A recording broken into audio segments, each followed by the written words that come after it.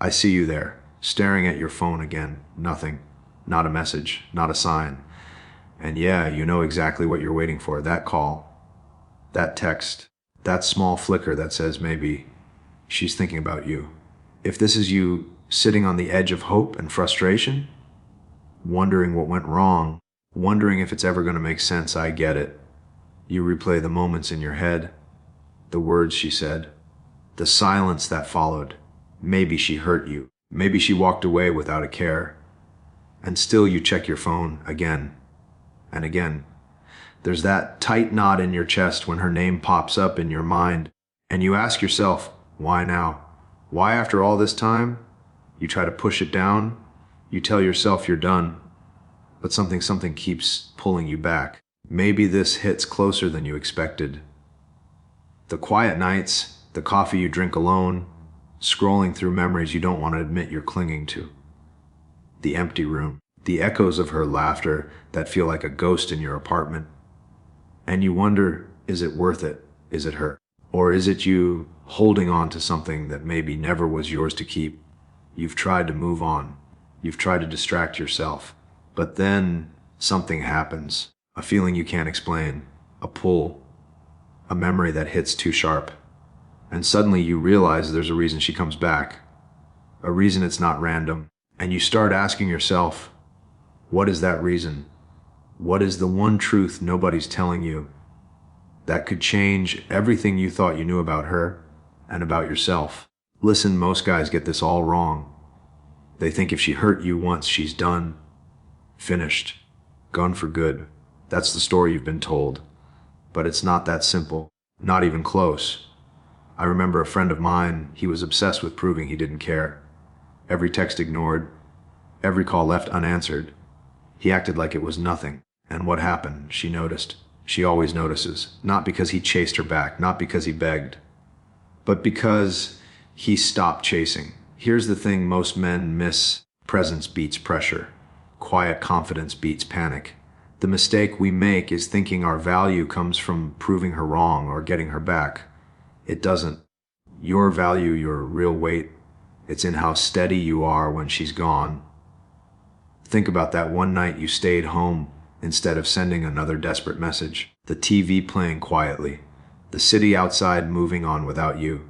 That was the night you started building what she'd eventually recognize, not in words, not in gestures, in your calm, in your life moving forward. Principle 1, respect yourself more than you fear losing her. Principle 2, absence doesn't weaken you. It shows her what she's really missing. It's not about manipulation. It's not about games. It's about understanding the rhythm of attraction, and the one rhythm most men ignore: patience, presence, and self-respect. She'll notice the difference. She always does. And it's not because you chased, it's because you stopped chasing. Rain tapping on the window, cold seeping through the cracks of the apartment.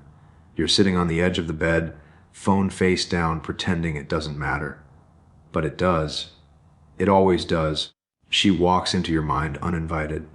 That laugh, sharp, teasing, the kind that made your chest tighten without permission. You remember the coffee shop, how she stirred her drink absent-mindedly, staring out the window like she knew something you didn't. And maybe she did. You reach for your laptop, scroll through pictures you shouldn't, pause, breathe. The air smells faintly of her perfume in your memory, and you swear you can hear her voice, soft, almost hesitant, almost regretful. You think about the argument, the slammed door, the silence that followed.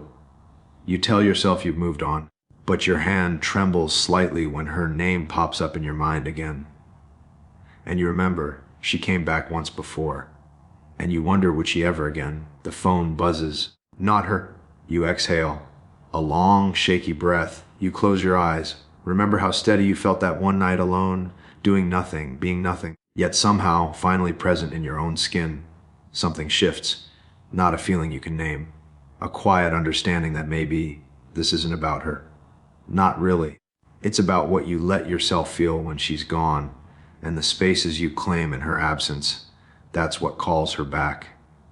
And just for a second, you realize the reason she comes back, it's not random, it's not luck. It's because of what you hold for yourself when she's not there. Most guys think if she hurt them once, it's over. Finished. Done. That belief, it quietly traps you. You start chasing, proving, begging without realizing she's not the problem. You are. Or at least the version of you that's lost in trying to win her back. She didn't ghost you. You disappeared from yourself. That's the truth most men miss. You traded your own presence for her attention. You argued with yourself about timing, about words, about mistakes that barely mattered. And in that noise, she noticed, not you, but the absence of you. Another belief, that showing anger or frustration will make her respect you. It doesn't. I've seen friends go silent, seethe privately, send the occasional biting message, thinking it will flip a switch. All it does is show your chaos, not your worth. Attention is cheap, respect is priceless. And the last one, that you need to fix yourself for her. No, you fix yourself for you. The version she comes back to isn't the one groveling or proving or panicking. It's the one standing still, breathing, living, not waiting for validation. You don't lose her. You lose your own presence. Look at the nights you spent pacing, replaying every word, every tone, that wasted energy. It could have been yours. Building yourself, enjoying your own rhythm, letting life move around you. That's the space she feels without realizing it, the pull she can't explain. When you stop believing the lies that trap you, everything changes. You stop chasing shadows. You start claiming the quiet power that's always been yours. And that's the moment she can't help but notice. This is what he understands. Most men think winning her back is about effort, about chasing, about proving they're enough. The 1% headman knows it's not that. It's about presence, quiet presence. This is how he leads, with presence, not pressure. He doesn't text to fill silence. He doesn't overthink every reaction. He moves through his day with purpose, even when she crosses his mind. The coffee in the morning, the street corner he passes, the apartment that's his, not hers. Small choices, little victories. He knows the pull of impatience, the urge to call, to message, to fill the void. And he chooses patience instead. He chooses clarity over chaos, strength over noise, centeredness over chasing. This is what sets him apart. While most men crumble under absence, he grows. He invests in himself, not in proving a point. And in that quiet growth, she notices, without a word, without a gesture. It's not manipulation, it's authenticity. He holds his ground. He owns his time.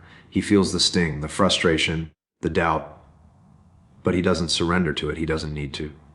Presence, real presence, always calls her back, whether she knows why or not. He's sitting on the edge of the bed, shoes untied, jacket still on. The room is quiet.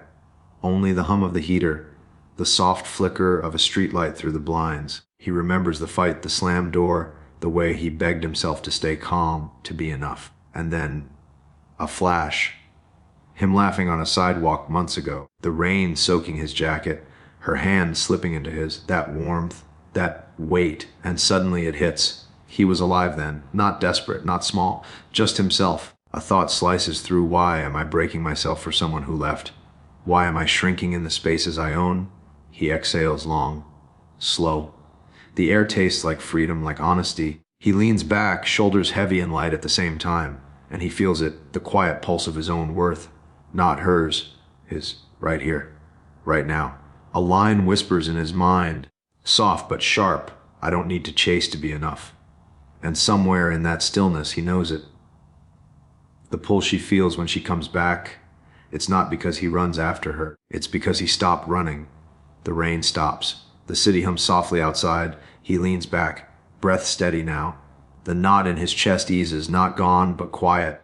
He remembers the nights alone, the silence, the doubts, the ache, and he realizes it wasn't about proving anything, not to her, not to anyone. It was about holding himself together when everything wanted to pull him apart. Presence, patience, clarity. She comes back not for what he does, but for who he became while she wasn't looking. And he knows it now. He always did.